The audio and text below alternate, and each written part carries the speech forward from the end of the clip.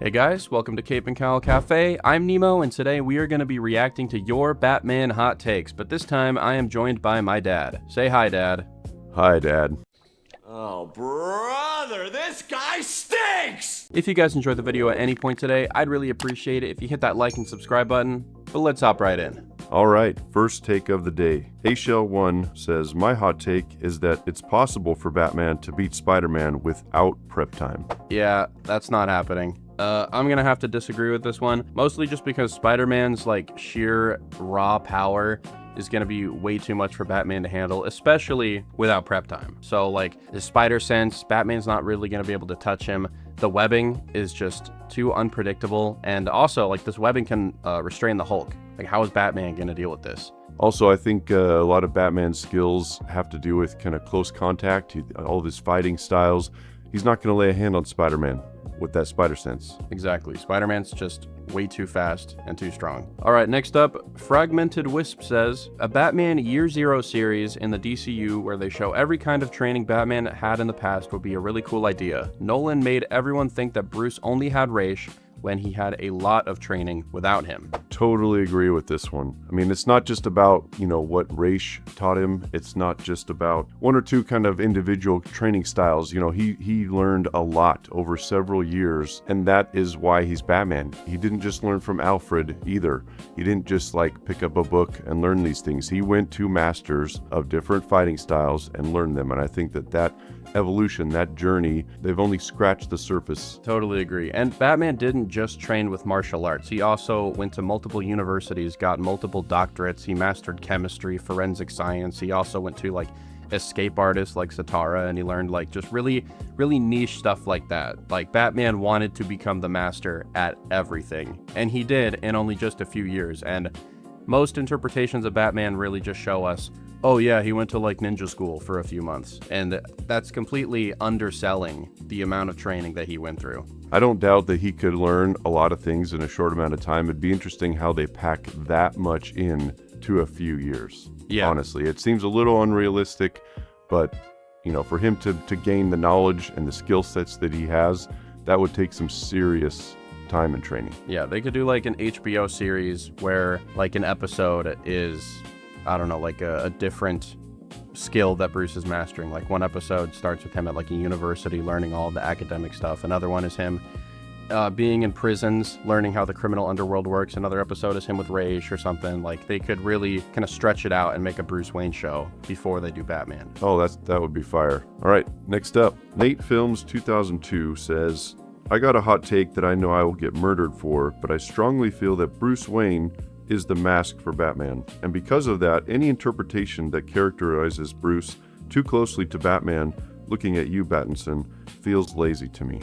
Now, this is a common misconception, and it's not just one that fans have. A lot of directors and comic book writers also get confused with this, and a lot of people do think that Bruce Wayne is the mask. A lot of people cite that famous panel where Superman, Wonder Woman, and Batman are holding onto the lasso, and they're all stating their true identities, and Batman's like, I'm Batman. You would look at that and think, oh yeah, Batman's his true self. And it makes sense when you watch the movies, but I encourage you to go read something like Batman Ego, where it's not so, black and white. Batman needs both of his Bruce Wayne and Batman personas to, be the full man that he is. So in Batman Ego, Batman is the part of his personality that is all mission. He just wants to destroy crime, and he would be okay with killing. Bruce Wayne then explains how the Bruce Wayne, the human part of him, is what holds Batman back and keeps him human. That makes sense because that side of Bruce Wayne was raised by Alfred, who was a good man. And so I kind of like the idea that there needs to be a give and take and this balance between the two identities. And it's not just oh, Batman's his true self and he's just faking it anytime he's Bruce Wayne. Because what about when he's Bruce Wayne in front of Alfred or in front of the Bat family? I don't think he's Batman all the time. And Batman has tons and tons of different masks because there are different masks to Batman as well. Batman's not acting the same in front of criminals as he does in front of Alfred. There are different shades to his personality. Also, Matches Malone is another identity. Zurin R. Batman just has tons and tons of masks. It's not just one that's his true self. He's a very well-rounded person. Yeah, and I think this is why Alfred exists too, why he's so important. right? Because he helps humanize him, but just having someone else to interact with on the side isn't enough. Like, there still is this inner conflict within him that he is still human after all. And I think I hope this is cool, but mixing universes. Just look at Spider-Man Brand New Day, right? Like, this was a theme that they explored when Peter fully immersed himself into Spider-Man only, and he basically shut out the Peter Parker character. That did not do good things for him overall, and I think it'd be the same for Batman. He would just slide farther and farther into the darkness. All right, next up, Shepard says, Batman's arsenal of gadgets was best represented in Under the Red Hood. The gadgets of that movie are much less high-tech and all serve a ton of different uses that make more sense than the bottomless arsenal he's featured with in some comics. He has knives, ropes, ratchets, explosive putty, and the small rocket boosters compared to like the magnet boots and butterfly DNA analyzers in the new Matt Fraction run. All right, so I totally agree with this. First of all, his utility belt is only so big, right? He's not gonna have, it's not gonna be like the 70s Batman where there's like shark repellent and every imaginable option in the belt, right? He usually is preparing for things, the battles he knows he's gonna be engaging in, villains he knows he's gonna be facing, so he can kind of tailor the gadgets ahead of time to some degree. But I think in large part, he's just gonna have on him the tried and true analog, easy to use things that are just simplistic. Yeah, what do you think? I think an over-prepared Batman is a boring Batman. I like Batman when he's like on the back foot and he's kind of having to react to things and kind of think in the moment and solve problems.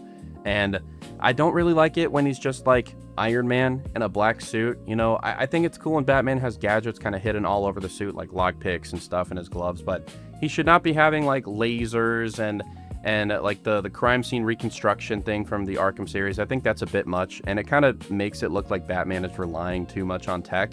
And even in like the previous entry in the Arkham series, in Arkham City, Alfred asks him if he wants a bigger belt to like hold more stuff, and he's like, no, that's too heavy, it would slow me down. Like, I feel like that should be Batman's mentality, and he wants to rely more on his own instincts, his own skill.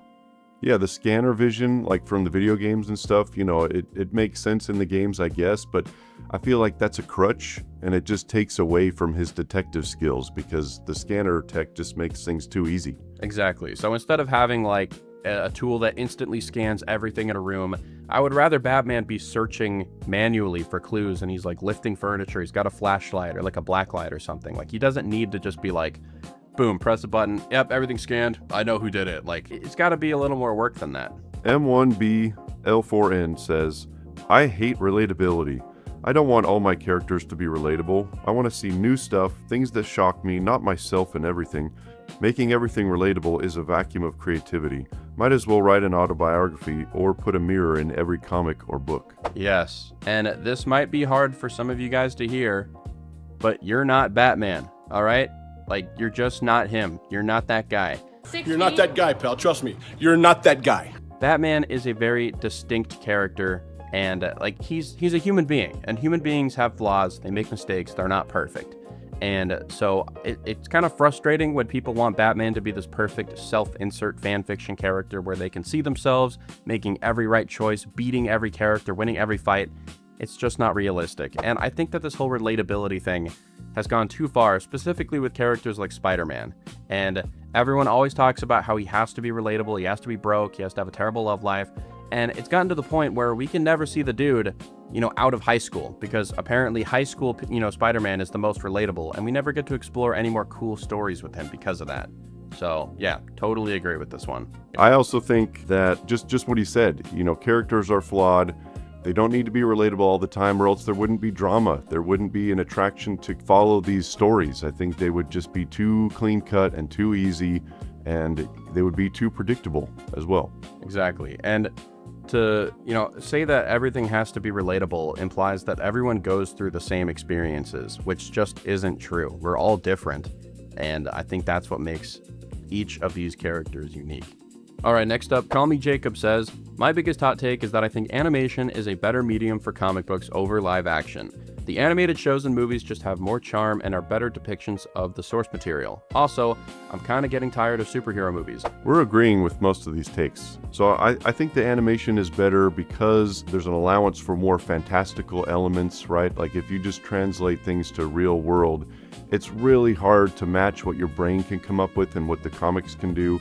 It's supposed to be also a reflection of your imagination. I think more often than not, real world, takes just kind of leave you a little bit let down, whereas the comics have less and the animation have less of a chance to do that. I mean, look at the live action Batman movies. Like almost every single one of them has left out Robin because for whatever reason they've decided that he's just too silly for live action movies. But if you look at animation, like why wouldn't you include Robin? Animation just works better because we have more of the freedom. But also, I think that animation works better because it's less popular. There's always this expectation to appease the general audience and to get the most people hyped with live action stuff. And so they're not always going to explore some of the more weird and wacky stuff because the general audience is going to get confused and they're going to be like, what's going on here? Why is Batman doing magic? So animation has just always had more freedom than live action. Okay, another one. Cole6843 says, hot take, Arkham Knight has the best Joker story ever. He's dead, but his memory haunts Batman. It's a Joker that Batman can't just punch. I love stories where the conflict is psychological. It's almost like Silent Hill. I'm gonna half agree with this because I really like the idea of Joker's, I guess, his legacy, his impact affecting Batman past his death. I think that's really cool because the Joker as an idea should still have, some power over the city of Gotham. However, I think they executed this horribly, okay? I think Batman should just be on the fear toxin, and his worst fear is that he would turn into the Joker, and that would kind of help manifest the hallucinations of Joker that you get throughout the game. But the whole Joker blood virus thing that just automatically turns anyone into the Joker, that's stupid, okay? You didn't need that part of the story to get your point across. Batman doesn't need the Joker's blood in his system to become the Joker. You could just do a whole story about Batman's paranoia and fear taking over him slowly, and Batman kind of creating the Joker within himself just by being so paranoid. You didn't need the whole Joker COVID-19 virus. That's just dumb. Okay, you don't need to tell a story like this with Joker AIDS. Yeah, and I think it's a battle of the mind, right? That's where it's most interesting. You can just kind of leave the battle there. You can reflect that however you want, but a physical transformation doesn't need to be part of this. Exactly, and adding a physical element to the story just kind of shows that you don't have as much confidence in the mental aspect. One Dark Knight says, my hot take, Damian Wayne is the worst thing to happen to Batman media. Each Robin resembles a trait of Batman. Tim is the detective, Jason is Bruce's rage, and Dick is the symbol of hope. Damian serves nothing other than an outlet to have banter between characters. I'm gonna have to strongly disagree with this one. I know a lot of people don't like Damian Wayne, but I feel like they're holding on to the way that they felt about him in his first appearance when he was just an absolute prick. But he was just a little kid, But I don't think that Damian has to represent one of Bruce's core character traits to be an interesting Robin. I think Damian represents the idea that Bruce can still rehabilitate people and he can still save people, because look at all of the Batman villains that Bruce has failed to save. The Joker is constantly still committing crimes. He killed Jason, crippled Barbara, but I don't know, Damian is just a nice reminder that Batman can still have a positive effect on people. And if you look at Damian's upbringing, it's also a symbol of what Bruce could have turned out if he didn't have a mentor like Alfred. What if Bruce was raised by someone like Ra's? Yeah, that last part, that's what I was thinking too. He doesn't have to just be a reflection of a trait of Batman, right? He's not just these little individual pieces that come together, but Damian can just be a reflection of what Batman could have become had he not been molded the way that he was. Exactly. All right, next up, Bobby Moore says, Batman should wear armor. Yeah, I partially agree, because there are certain instances where there's a villain that he just cannot match physically, and he's just so severely, underpowered compared to, that maybe there's an instance where he needs it, but I think the vast majority of times he should not be wearing armor. It kind of takes away from his intellect. and from his ingenuity. The armor becomes a crutch, and I think that that's just become more pervasive in like the Iron Man era, where that's just kind of like the cool thing to do. If we ever see a nanotech Batman suit, like heaven help us all. But I think this person's talking about like the base bat suit. And the reason why I don't like armor is because Batman at the end of the day wants to appear as a mythical creature of the night to the criminals, you know, because they're all superstitious. He's trying to be this symbol. And like, it's infinitely more terrifying if you're like shooting a guy and it just seems like the bullets are passing through him and he's just like a shadow, you know?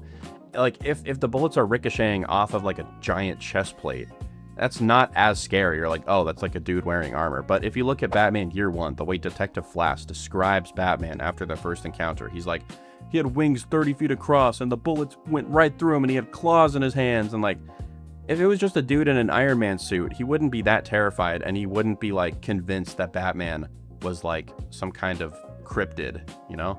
Next up, Fan SV says, I like it when Batman stories show him running away from the cops as a vigilante. It's quite nice to see him hiding in the shadows. But I do think that at some point he will have to step out of the shadows and start working with the police.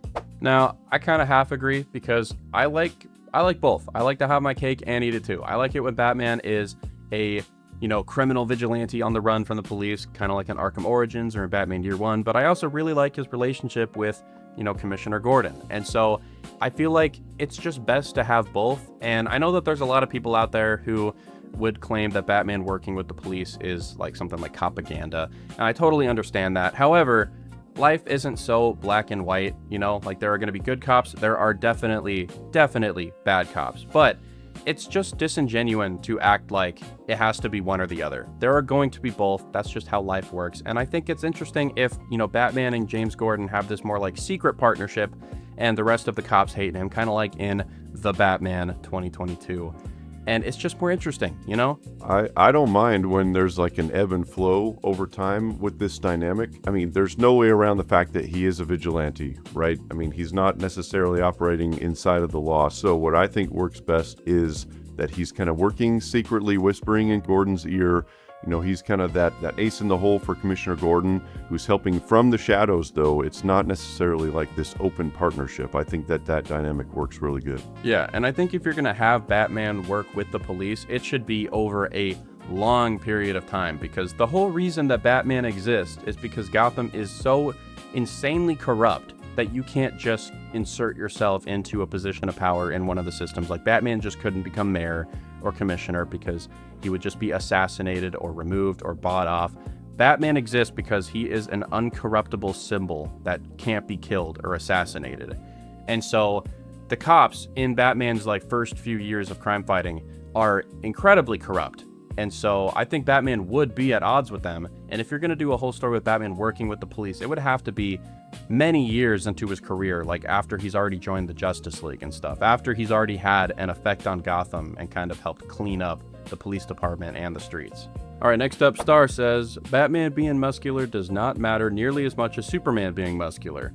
As long as he is fit, he does not need to look like a bulldozer. Stealth Ninja Batman over Tank Batman. I mostly agree with this one. I mean, there's the fact that Batman is like beyond peak human, right? And so like that has to manifest in a certain amount of muscle, right? Just to be able to match the feats that he's known to be able to like do. Like in Batman Year One when he kicks a tree in half? Yes. I mean, some of that comes through skill, right? And not just muscle. But I'm going to quote another, commenter from the Discord, Vision Air, who agrees with this take. And he says, yeah, Batman is a detective, and if he wants to be agile and be able to be sneaky, etc., it won't be much of use to look like a bodybuilder. So you've seen videos probably of, bodybuilders who, just for kicks, they slap a piece of tape on their upper back or something, and they're too bulky that they can't even remove the tape from their own body. Things like that. If you get too bulky, you can't be jumping around, you can't be doing flips in the air, you can't be swinging around easily. The muscle only gets you so far. Okay, from the Discord, Laughter says, hot take, I don't get the hype around the Suicide Squad kill the Justice League batsuit. The cape looks oddly glossy, the helmet looks whack. The face model is the first really ugly one I've seen for Batman in the Arkhamverse. Why all the Arkham YouTubers wear it all the time is beyond me.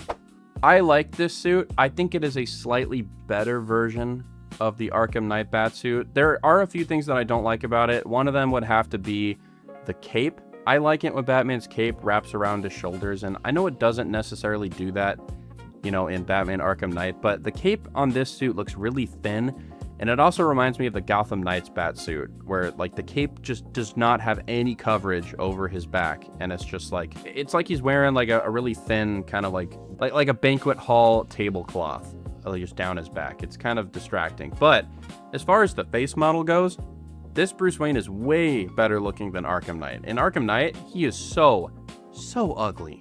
Incredibly chopped. Like, I don't know. I cannot agree with that part at all. He looks way better in this game. Like, yeah, I think, you know, just looking at it, the gauntlets are a little bit bulky for me, and I totally see what you're saying with the cape.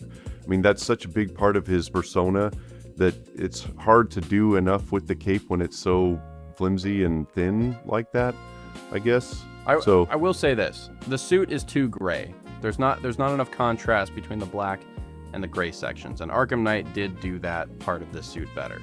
Next up, Jay Costa says, Harley Quinn dating the Joker is way better and more fun than Harley Quinn as a hero. I like the idea of Harley having some kind of, I guess, redemption arc and leaving the Joker, but I do have to admit that I kind of prefer her to be with the Joker because that dynamic is infinitely more interesting. However, I do think that DC, like after Harley leaves the Joker, they just kind of don't know what to do with her, and they just turn her into this really kind of awkward pseudo vigilante, and like in the comics she's joining the Bat family, and it's too much. Okay, I get that Batman is all for rehabilitation, you know, just like Mr. Freeze gets rehabilitated sometimes, but also Mr. Freeze isn't joining the Bat family, you know. Like in Arkham Knight, he just tells him to go live the rest of his life in peace, and I think that Harley Quinn would just go retire and just live a quiet life, or she would go to prison and serve time for her crimes. And it's not like she's even really that, you know, good of a person after she leaves the Joker. In the New 52, when she's working with the Suicide Squad, after she's broken up with the Joker, she's bombing children, and that's something she chooses to do by herself without Mr. J's influence. So I just don't really see her as a hero. It just doesn't work. I mean, she's criminally insane. Also, if she does want to be a hero, why would she hold on to the Harley Quinn persona? Wouldn't she come up with something new that doesn't have such an image and, like, you know, of destruction and violence? Totally. All right, next up from the Discord, Carrie says, Arkham Origins is the best Batman Arkham game. Okay, I'm gonna respectfully disagree with this one. Really? Yeah. I thought you loved that game. I do love this game.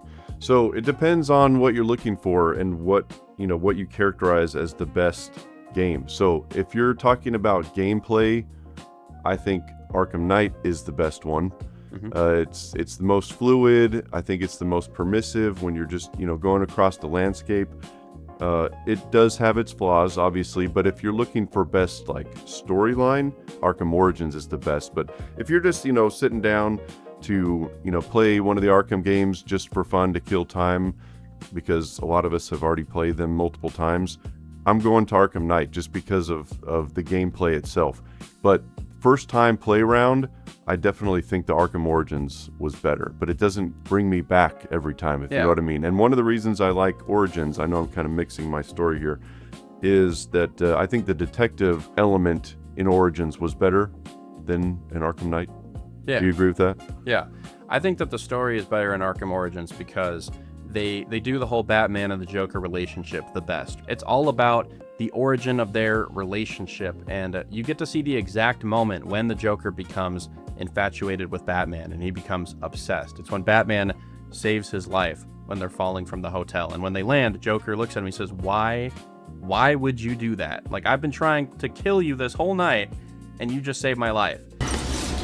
Now why would you do that? Newsflash! I'm the one who's trying to kill you!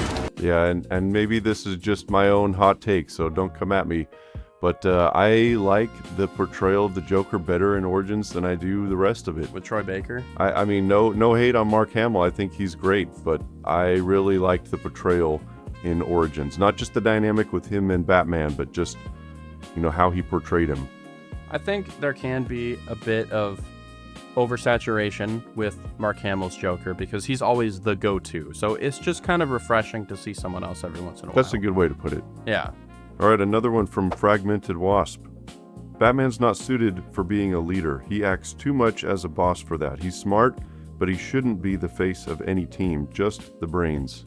Yeah, I think Batman is just way too manipulative and controlling and paranoid to be an effective leader. You know, like with the Bat family, that dynamic works because he's the boss. You know, like all of the Robins are under him and he's kind of in control of everything. But with the Justice League, you know, like those people are supposed to be his equals. They're supposed to be a team and they're supposed to all work together. But Batman, I don't think he's really good at that, you know? Like he's not good with not being the top guy. So that's why you have stories like Tower of Babel where he created the contingency plans to, you know, take out the Justice League because he was paranoid. He couldn't fully trust his teammates, and I don't think that makes him an effective leader. Yeah, I think beyond that, you know, good leaders are ones who inspire confidence in others and give them opportunities to shine. That paranoia isn't going to allow Batman to give up control as much as he should to be a good leader. You know, somebody like Superman definitely is somebody who inspires more confidence in people. Batman, people follow him because he has a plan, because he's effective, but not because he's a leader per se. Yeah, and of course Batman gets better with this, you know, as time goes on. Like look at Nightwing. Nightwing is Batman's biggest success story, and he definitely, you know, inspired Nightwing and gave him the tools that he needed to become better than himself. But that, I feel like that's a fluke. You know, Batman hasn't had an experience like that with many other characters. It's just Dick Grayson. All right, that's going to be it for today's video. If you guys enjoyed it all, I'd really appreciate it if you hit that like and subscribe button and drop in the comments down below your Batman hot takes. They might be featured in another part. I'm forgetting which one it is. It'll be in like part 3 or something. Anyway, thank you so much, Dad, for joining the channel. This has been so much fun. Lots of fun. Subscribe. It's a great channel. Until next time, we'll see you guys later.